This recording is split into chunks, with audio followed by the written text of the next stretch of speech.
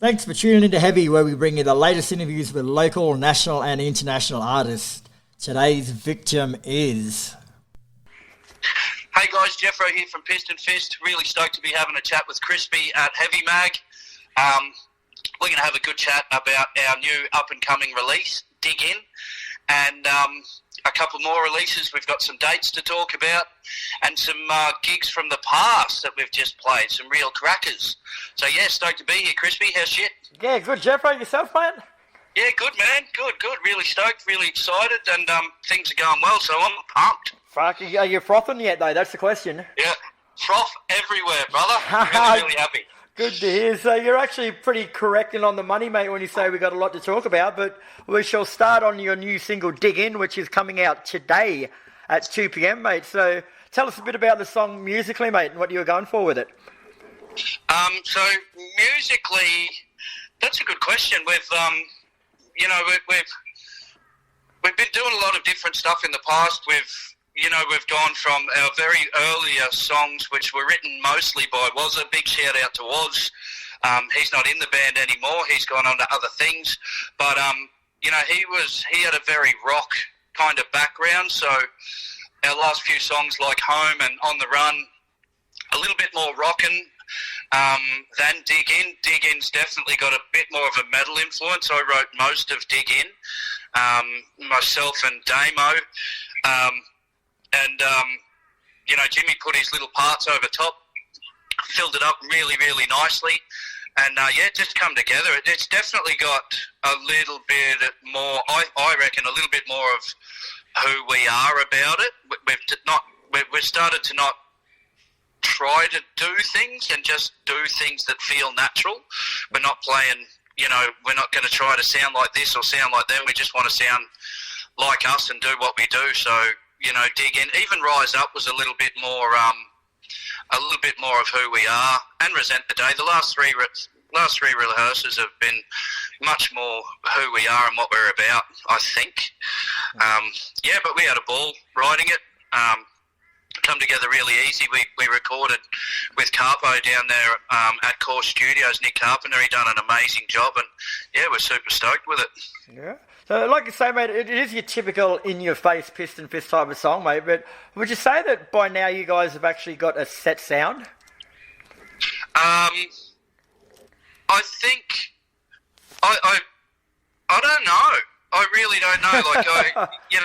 We're very diverse, obviously. We play a lot of different stuff, and I kind of go in the room a lot and go, man, I want to play something a little bit more stone or a little bit more rock, and then we'll go in another time and I'll be listening to Lamb of God on the way into rehearsal and go, fuck, I want fat, I want big riffs, and I want to turn my fucking dual rec up really loud. So I don't know if we'll ever kind of find our sound as such.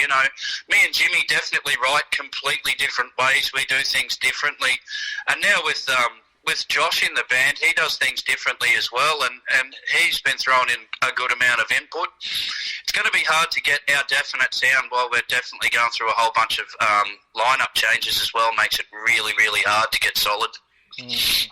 It would do. So, PistonFist, like, if you go back through your songs, mate, like you've got songs like Home and Black Rain, and they're all sort of...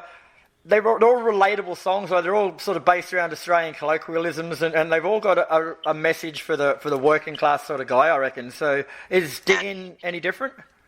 No, it is absolutely on that same line. That's exactly where we're at. Dig In is it's about digging in.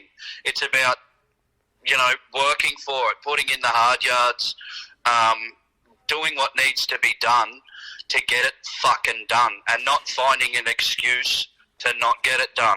Real life shit, everyday shit. And that was the idea with the video as well. It's nothing flash. We're just in the rehearsal room rehearsing the song again. It's you're not getting solid. No bands are great unless they're rehearsing all the time. You've got to put in the work, and that's exactly what it's about. It's also a little bit about not listening to the bullshit, not listening to what the negative crap, digging in, doing your own thing, and putting a big dirty grin on your face doing it. That's what it's about. Like we mentioned, mate, Dig In is the latest in a string of singles that you've released intermittently over the last 12 to 18 months. So are they all standalone songs, mate, or are they part of a bigger picture? Oh, yeah, they are. Well, Dig In, Rise Up and Resent the Day, they're our last 3 single releases, and they're all going to be on our upcoming album, which I guess we can chat about now, because there I go, I brought that up. So, yeah, the cat's out of the bag.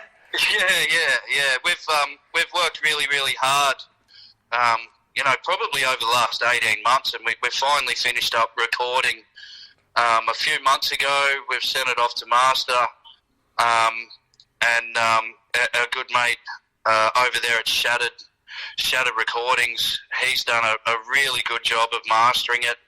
And we're going to vinyl. We're actually looking at a couple of different vinyl places and doing some homework. It's something we haven't done before, so I'm super keen to get out some vinyl, and we're working on some artwork and just all them final touches to get the album out.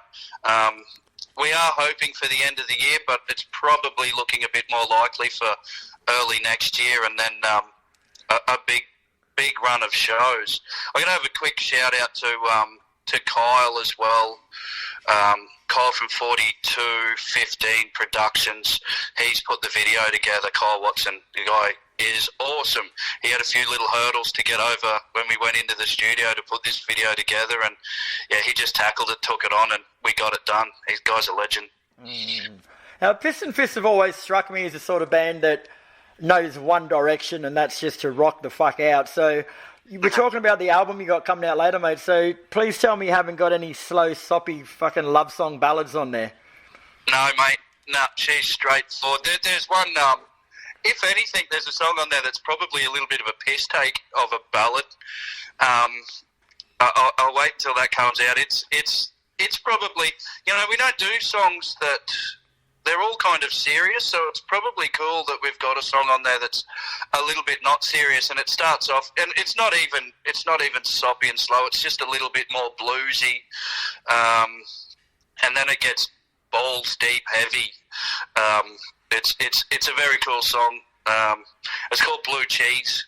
It's a little bit bluesy and it's a little bit cheesy, so that's about it really. All the rest of them are straightforward. There's a couple of really solid bangers to come out. There's one that's kind of off the back of Killer, and Killer was all about cars and foot to the floor, straight up metal, like head banging rock and metal. So yeah, there's another one coming up after that. There's a bunch of good songs on it, so I cannot wait to get it out. It's been a long time coming. Well, so talking to metal, mate, we're going to sort of shift direction a little bit here and talk about metal of another kind. But I got a friend I was chatting with the other day, and he said he saw you on the small screen getting zapped by some form of collar or something. What's going on there? Yeah, didn't that suck? I didn't see it, but I've heard from a few people that you've got a pretty high tolerance for pain. Yeah. I wasn't going to give him too much. Fuck him.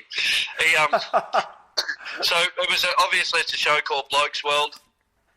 Great show, really great guy, Ado. He's a champion, and he got us on. There was he called it the Axeman series. So we got 3 different guitarists from 3 different bands on there, and asked us a bunch of questions. It's a competition, Sale of the Century style kind of deal where you hit your buzzer and answer the questions.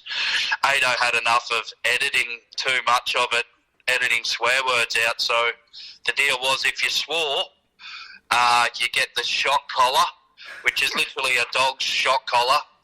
You wrap that around your neck, and if you swore, he'd buzz you again.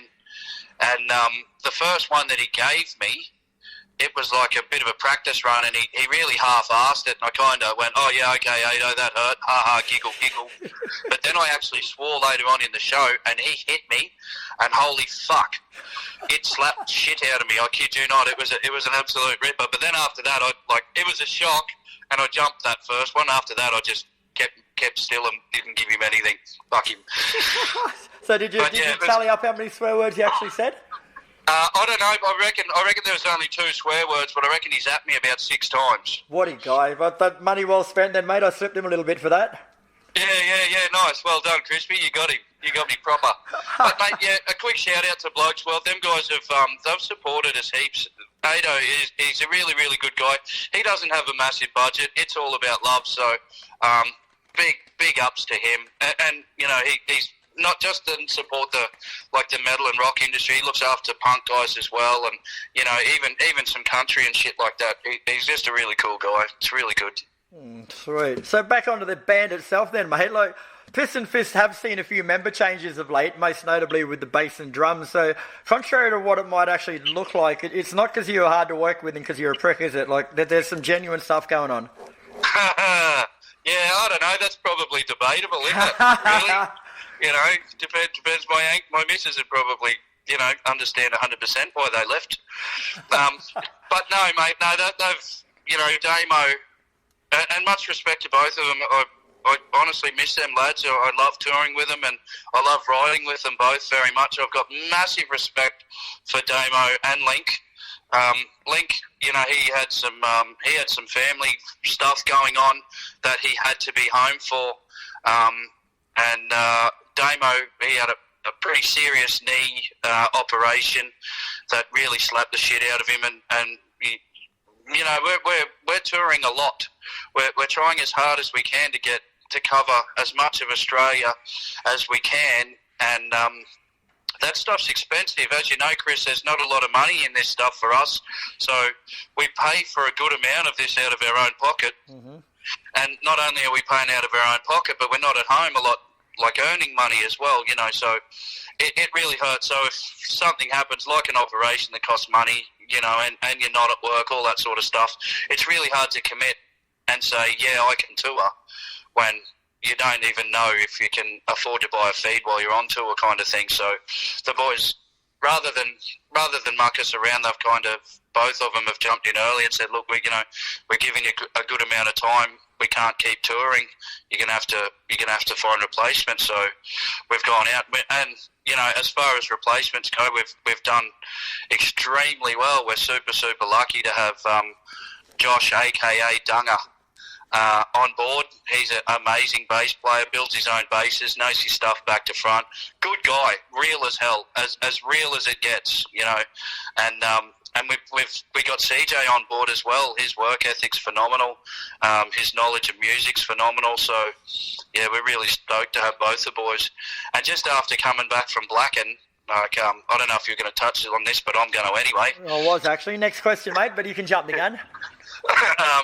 Yeah, you know, we spent, I think all up, it was something like 35 hours in a very small camper van, travelling through the very middle of Australia to get up to Blacken to play that festival with these guys. So that's the time whether you're going to work out your mates or not. Sounds like your manager hates you, mate, putting you in a van for that long. Yeah, absolutely, man. It was, but it was, you know, it was an amazing experience. We were all super stoked with it. I personally loved it. I love driving through the middle of Australia. I'd never been there before. I'd never seen anything like it.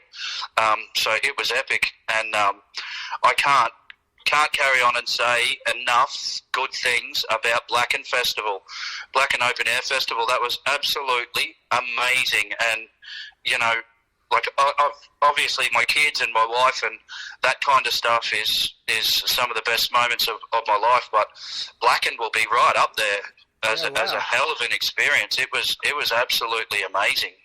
Right, and I believe you actually had a bit of a special moment there at Blacken too, with when you gave some young lady her first stage dive. Yeah, that was pretty special. That was that was a moment, again, something that'll stick with me forever. Big shout out to a gentleman named Wildman and his daughter Harley. So Wildman was he's originally from Brisbane. He's a bit of an Australian icon / character. He's he's a tourist guide up there up north. He knows all that Aussie stuff, crocodiles, reptiles, all that shit. He's right down with it, and he's been a mate of mine for a long time. He actually played in a band with Jimmy down here years ago called Bone Store. And anyway, we pulled in on Friday.